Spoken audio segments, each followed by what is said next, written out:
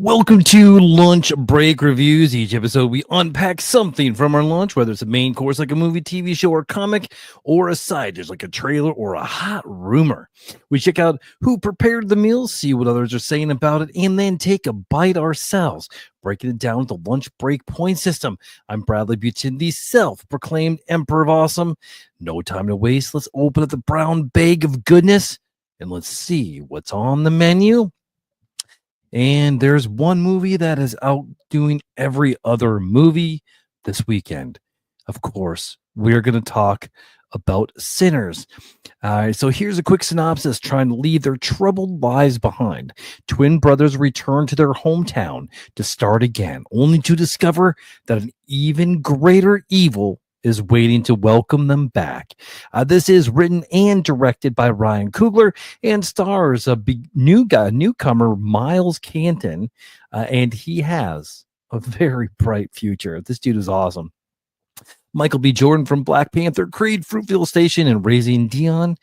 Jack O'Connell from Unbroken Rogue, Heroes Back to Black, and Ferrari. Haley Steinfeld, True Grit, Edge of 17, Across the Spider-Verse, Arcane, and Hawkeye.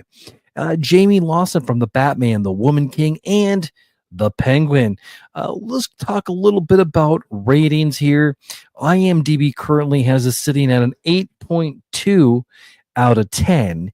The Metacritic has this as rated as a must-see with a Metascore of 84% and a user score of 7.5.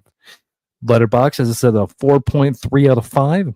And Rotten Tomatoes, this one kind of surprised me, has the tomato meter sitting at 98% and the popcorn meter has this at a 97%.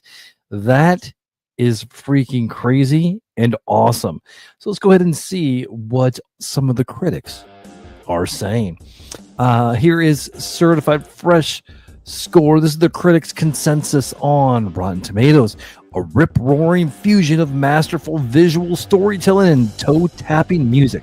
Writer-director Ryan Coogler's first original blockbuster reveals the full scope of his singular imagination. I love it. Michael Ward from Should I See It? The horror works. The tension is real. The acting is impressive, and so is the writing. Ryan Coogler could likely have gotten by just fine making a straight-up vampire flick, but he has dug much deeper. Brooke Obie, Black Girl Watching, a love letter to Southern Black people and our generational tradition of searching for and finding freedom through the arts. But who Coogler chooses to let live to tell the story and who he chooses to die feels too much like a metaphor to ignore. All right. And Sarah Michelle Fetters from MovieFreak.com, and she is a top critic. There's a scene smack dab in the middle of Sinners where I felt my soul elevate to a new plane of existence. I know exactly what you're talking about, and Sarah, I agree with you 100%. I don't think I'll be forgetting that anytime soon, and I hope that alone should get this an Oscar or some sort of recognition. Let's go on to some viewer and some audience reviews. These reviews are chosen based on title alone, and I haven't read them beforehand, so let's dive in together. Please excuse any mispronunciations as I read them exactly as they appear, punctuation quirks and all.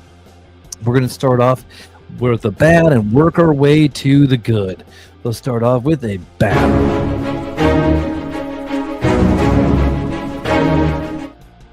This is a 1 out of 10, and is the author of this one is Fingered G. Okay, and this is titled Anti-White Plus No Storyline.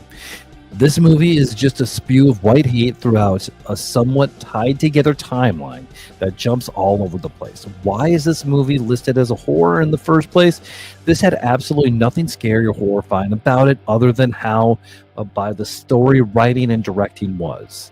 On top of that, there are a ton of things that were left untied and ended up making no sense upon going back and thinking about it.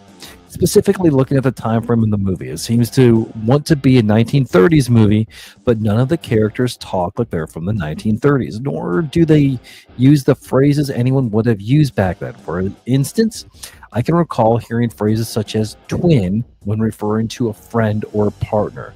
I've never in my life heard that they spoke like that back then. More of the timeline stuff that they try to randomly tie a tad bit of music history to it as well, but I guess they also forgot to tie that loose end as well. Ultimately, this is the worst movie I have seen in a very long time, if not ever. Would highly not recommend watching this if you are a white person, as it may be borderline disturbing for you. I am a white person, and I say go to the movie theater right now and watch it. I got none of what this guy was picking up. Sorry, man. I don't think we saw the same movie. Did you go in the right cinema? One for everybody? Asshole. Okay. This one is for Kale Daney. This one is also a bad review. From Kale Daney -10152. This is a 2 out of 10. One of the worst movies I have ever watched in cinema. Honestly, Sinners wasn't really what I expected, and I don't think it's worth watching in the cinema. There's just way too much singing throughout the whole thing. It felt like every few minutes someone was breaking into a dramatic song, and the actual action of the interesting parts were super short. Just a couple of minutes here and there. I kept waiting for something big to happen, but it never really did. The story didn't move much, and it started feeling repetitive. It's not a horrible movie, but it's definitely not cinema material. Maybe it works as a background movie while chilling at home, but not one I'd recommend spending money on for a theater ticket. Just too slow and too musical for my taste. Okay, don't like musicals. Yes, there is a lot of music in it, but you kind of get that from it if you read what it's about. Cool. All right. You don't like the movie? That's great. Let's do another bad review. This one is a 3 out of 10 from Joseph Valacarsi. I'm pretty sure I said that wrong. And it's titled Music Vampire Nonsense. Movie was a musical, not vampire movie.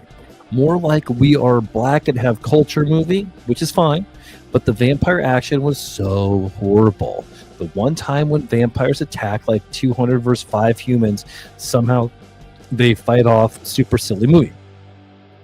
If you're looking for a musical, then this is the movie for you. Wish I would have earplugs for the horrible vampire movie.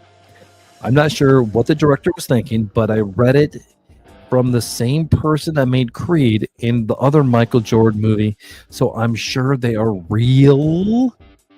For some reason, lots of L's in that reel. So let's try this get real close. Laugh out loud if you know how Hollywood works. Okay. Just another movie to keep racism active. Jesus, people are dumb. Okay, that's enough of the bad. Let's get into some good review.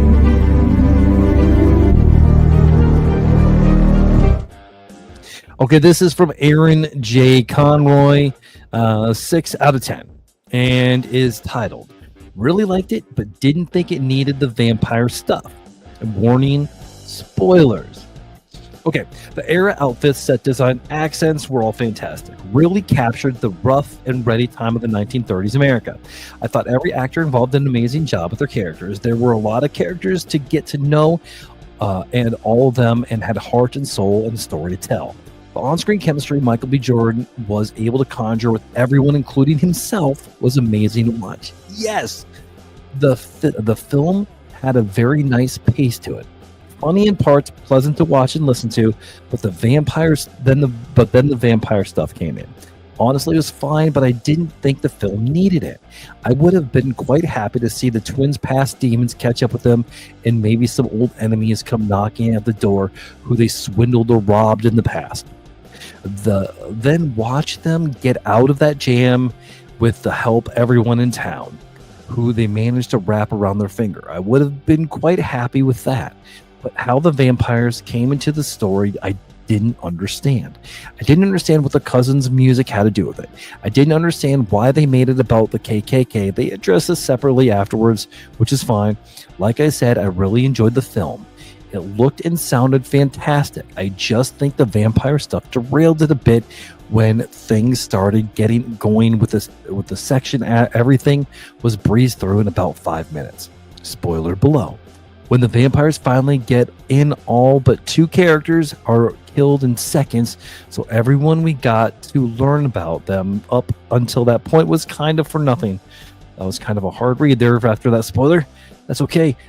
Some good points, and I didn't mind it, but I mean, I would have watched a different movie with all the same actors about the same stuff if the vampires weren't in there. I kind of liked it. I think it was a metaphor for something, but you're not asking my opinion, so we're gonna keep going. This is a D from D Review. This is a 9 out of 10. It's a good review.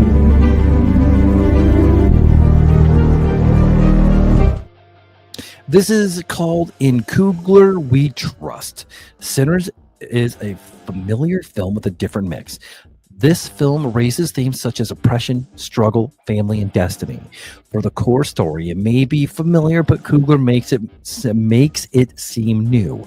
They present the supernatural elements as a symbol of racism in that era. Well, there you go. That's what I was talking about a second ago, with tension that is built slowly but surely. Although there are still some things that feel cliche, in addition, there are many layers that make this film feel deeper and more complicated. The characters, personally, it is a bit difficult to distinguish Elijah and Elias because they are so identical, especially when entering the last half. But for the others, it's very good. Have characters and their own backgrounds. The pacing is very good, enjoyable. The cinematography is very beautiful from the beginning to the end, with a gripping visual tone too. The production design is solid, making the Western vibes even feel more prominent. The sound design may not be magnificent, but the details can still be heard. The blues music not only beautifies, but also becomes part of the story. The acting from the cast is all good. Haley Steinfeld here really stands out for playing her character. Overall, a highly anticipated film, and the results is not disappointing. I 100% agree. Let's get into the final user or audience review, and this is a good review.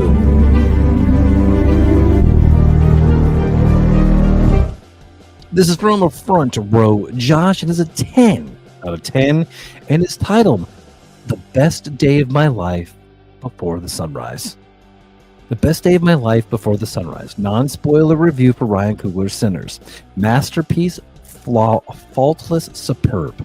I could easily finish the review right there with those 3 simple words. A Sinners is that damn good, and you should without a doubt believe the hype. I am for slow, masterful character building, so tight for the first hour because the movie sets the tone and introduces every single character within and delivers like no horror that I've ever seen before. We meet Michael B. Jordan as he portrays twins, Smoke and Stag, and this guy gets cooler each time I see him perform on the big screen. But a special shout out must go to Miles Catton, who plays Sammy. Miles delivers a stunning performance throughout. The supporting cast, including Delroy Lindo, Haley Steinfeld, Jack O'Connell, and Andre Ward Hammond, are all very much welcome additions. The tone is set during the opening hour, but when the dark of the night sets in with a beautifully supporting soundtrack, the movie gets dark and gnarly very quickly, and it's one of the most tense vampire settings ever. You'll notice similarities to Dusk Till Dawn, 30 Days of Night, and The Thing.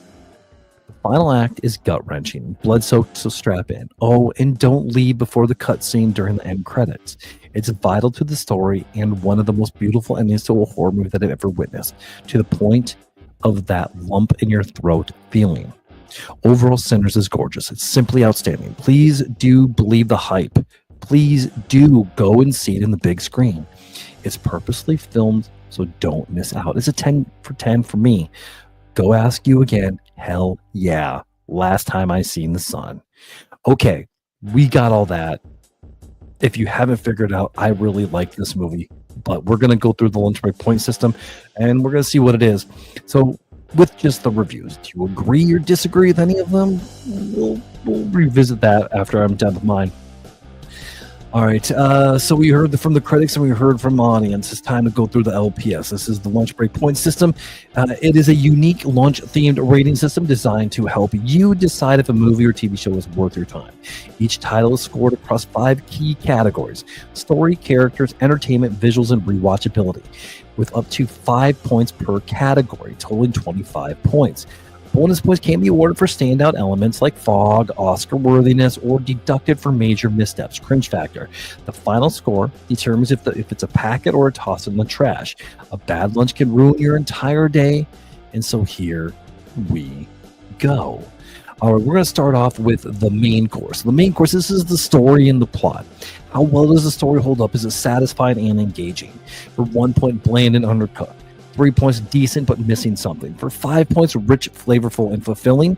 This is a straight up number 5. I didn't know what I was going in to watch, and I enjoyed every minute of this movie. It was fantastic. Okay, next is the star ingredients. This is the characters and the dialogue. So are the performance strong? Are the characters well developed? 1 point would be flat and forgettable. 3 points would be some great performances but uneven. And for 5 points, iconic, perfectly seasoned. This is again going to be a 5 for just a couple reasons. Michael B. Jordan does 2 parts, and you can actively tell them apart from each other. Their wording, their cadences is so amazing. Few actors can pull this off, and Michael B. Jordan is obviously one of them. And Miles Catton, this dude, brand new to the scene, he is so freaking amazing in this. I have to give this a 5. Delroy Lindo, everybody, all the supporting cast was so good. Next is the plating and presentation. And so for 1 point, or this is the cinematography, effects, and direction. Does it look appealing? For 1 point, be sloppy, poorly made. 3 points, competent but uninspired. And 5 points, be beautiful and visually stunning. And this, yes, plating and presentation, you are going to get a 5 for this as well. I liked it so much. You felt like you were in there. Now, I wasn't alive in the 30s, so I don't know what it is. You could definitely see the KKK raises. They built it up really well, okay? But it wasn't really about that. Yes, they have a part to play in the movie, no spoilers. But it was about Black America getting through, and it was wonderful and beautiful. Next, let's talk a little bit about movie pop. This is the entertainment value. Was the movie fun? Did it hold your attention throughout? For 1 point, boring, felt too long. 3 points, engaging but had some dull moments. And for 5 points, every bite is exciting. Yes, every bite was exciting, including the post-credit scenes. This is probably one of the easiest ones I've done in a long time. And next, rewatchability. This is the leftovers. Or would you want to experience this again? The answer for me is absolutely a yes. For 1 point, it would be forgettable, won't revisit. For 3 points, might rewatch on a lazy day. For 5 points, a classic that gets better with time. I am going to give this a 5 because I don't know how many people I've like, hey, you need to watch this. I work in a movie theater. I do marketing for a movie theater, and I have been pushing this movie like no other. It's fantastic. Okay, so I scored it perfect, 25 points out of 25. But can we do more than that? Let's talk about some bonus points, because I think this one will get some bonus points as well. All right, so for bonuses, I have a soundtrack slaps bonus, and this is going to get that. If anything else, it's going to get the soundtrack bonus. So we are going to give it 1 for soundtrack. Okay. Is it Oscar-worthy acting? It's great acting. I'm not going to give it a point for that because I did just give it the soundtrack. Instant classic bonus. There's not a lot out there like it, but I think we're going to leave it with just the 1 for now. Pacing perfection, comedy gold, jump scares, iconic. You know what? I am going to give it a point for iconic scene because there is a scene in there that is just amazing, and it's a scene I'll probably never forget. I hope I never forget it, at least. And movie fog. Okay, I'm going to give it another point, another bonus point for movie fog as well. And because I was immersed in the movie. So I'm going to give this 3 bonus points. So we are going to be up to 28 out of 25. Now, is there any penalties? I don't think there will be, but just take a look at the list of penalties that I have. Pacing drag, no. Sequel baiting too hard, absolutely not. Cringe factor, absolutely not. Burnt to a crisp. I mean, that's just saying that there's a lot of heavy CGI. I don't think so. Predictability problem. There were some predictability things in there, but I think it was just kind of because I've seen a lot of movies. I don't think it's anything worth a penalty for. And cringe factor, definitely not. Okay, so here we go. We have it. We have 28 out of 25. And that 28 out of 25 points. 0 to 12 is a toss in the trash. 12 to 16 has potential. 17 to 21 is a solid pick. And 22 to 25 is a packet of must read. Anything more than that, hey, yeah, this is a top tier movie. You definitely need to go watch this as soon as you can. All right, so here's my final thoughts on this. It's just a good movie. It's bloody. The vampires in there. Can't make a good vampire movie without a lot of blood. Go see it. If I know there's a lot of stuff coming out. I know we're a couple weeks from Thunderbolts. I know we're a couple weeks away from the Mission Impossible and Lilo and Stitch and all that stuff. But this is a great movie, and it needs to be watched in the big screen. Really, really does. So if you agree or disagree with my reviews or the lunch break point system, let me know in the comments. You can find me on Letterboxd at NerdDadBrad, YouTube at NerdPositive1, Facebook at NerdPositive, TikTok at NerdPositive1, and X at NerdDadBrad. So thanks for tuning in to Lunch Break Reviews. For more bite-sized reviews of the latest TV shows, comics, and blockbusters, follow and let me know your thoughts. Don't forget to leave a 5-star rating and share the show with someone you want to make a little more awesome. Want to join the conversation? Reach out. Maybe you'll be the next guest on Lunch Break Reviews for the next special episode. I would love to do a deep dive into this episode. I know we'll cover it in Nerd Positive with Brian and I after he sees it. So I know we'll do that. Also, I've been doing daily TikToks for just doing lunch break reviews on, I think it just did 1923. And I got a couple other ones that I just did as well. So make sure you check that out. The Bondsman I did. So check those out. Let me know your thoughts. All right. Bye-bye. Have a good day.